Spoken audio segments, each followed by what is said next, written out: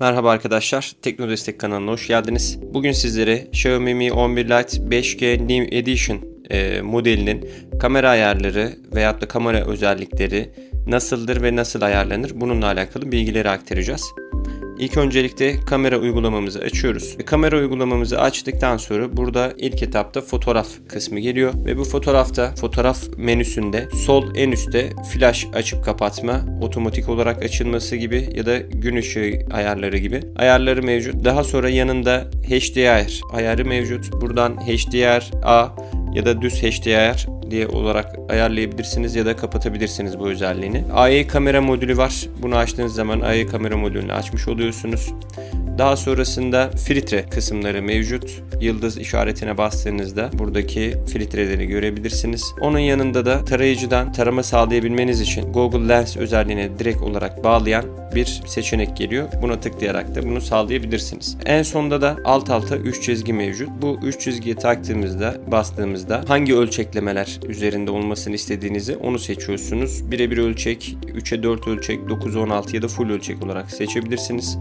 Hemen alt kısmında zamanlayıcı ayarları mevcut. Buradan zamanlayıcısını ayarlayabilirsiniz. 3 saniye, 5 saniye veyahut da 10 saniye olarak. Alt kısımda da ayarlar var. Ayarlar menüsüne geldiğinizde buradan filigran, canlı ipuçları, akıllı öneriler gibi seçenekler mevcut. Otomatik gece modu gibi seçenekler mevcut. Buradaki seçeneklerden de siz de hangisini kullanmak istiyorsanız seçebilirsiniz. Burada önemli olanlardan biri de titreşim önleme var. Bunu 60 Hz ya da 50 Hz olarak ayarlayabiliyorsunuz veyahut da otomatik olarak seçebilirsiniz. Geri kısma geldiğimizde direkt ana ekrana döndürüyor. Tekrar 3 çizgiye tıklıyoruz. Burada film çerçevesi özelliği mevcut. Buradan film çerçevesi ayarlayabiliyorsunuz. Fotoğraf çekimi sağlayacağınızda bir çerçeve oluşturuyor size. Daha sonrasında kılavuz çizgileri var. Bu da her telefonda olduğu gibi kılavuz çizgisi oluşturulabiliyor. Süper makro özelliği mevcut. Bu süper makro özelliğini açtığınızda da makro kamerasıyla çekim sağlayabiliyorsunuz. Tilt shift mevcut. Bunda da yine bir odaklama modu, buradan odaklama yaparak çekmek istediğiniz nesneleri sağlıklı bir şekilde çekebiliyorsunuz.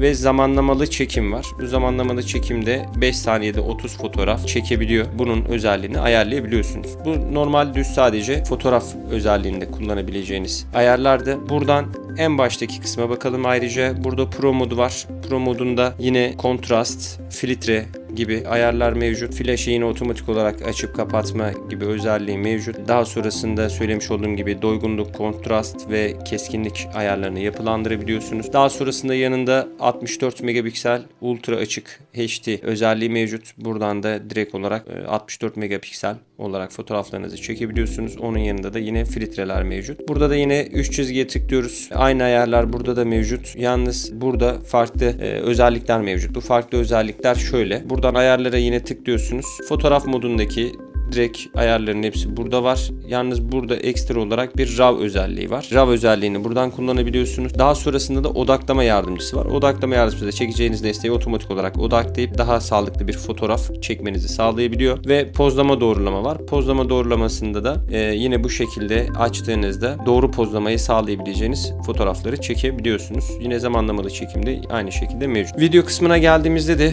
video kısmında burada sabit video seçeneği mevcut ya da oynatılabilir video seçeneği mevcut. Buradan seçebiliyorsunuz. Yine aynı şekilde farklı filtreler mevcut. Buradan farklı filtreleri de yine seçebiliyorsunuz. Daha sonrasında bu güzelleştirme videolar için seçeneği aktif edebiliyorsunuz ve buradan ayarlamasını sağlayabiliyorsunuz kendinize göre. Daha sonrasında buradan ayarları seçtiğinizde 720 pikseli 30 fps videolar çekebiliyorsunuz. 1080 piksel 30 fps videolar çekebiliyorsunuz.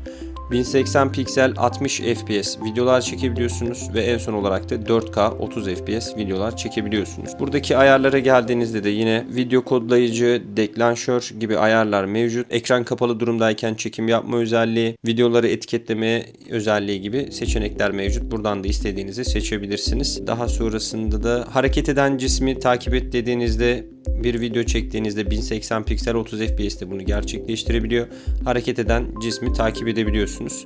Herhangi bir oynama olmadan çekim sağlayabiliyorsunuz. Daha sonrasında da portre moduna gelelim. Portre modunda da normal portre modu olarak çekim sağlayabiliyorsunuz. Tüm telefonlarda, yani portre modu özelliği olan telefonlarda olduğu gibi ayrıyetten de AI kamerayı aktif ederek de buradan portre modunda fotoğraf çekebiliyorsunuz. Daha fazla kısmına geldiğimizde de buradan gece modu, direkt 64 megapiksel çekim sağlayabileceğiniz mod, kısa video, panorama, belgeler, vlog, ağır çekim, hızlandırılmış çekim, uzun pozlama, çift video, klon ve düzenle butonları mevcut.